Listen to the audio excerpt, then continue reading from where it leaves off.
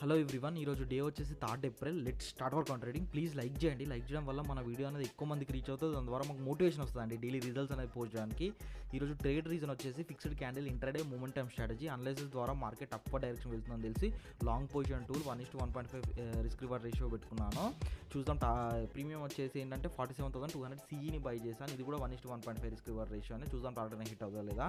ఇలా ట్రేడ్ చేస్తూ మంత్ ఎండ్లో ప్రాఫిట్ గెయిన్ చేసుకునే ఇంట్రెస్ట్ మీకుంటే మనం లైవ్ బ్యాచ్ అనేది ప్రొవైడ్ చేస్తున్నామండి. Monday to Friday evening 8-9 PM ఉంటుంది.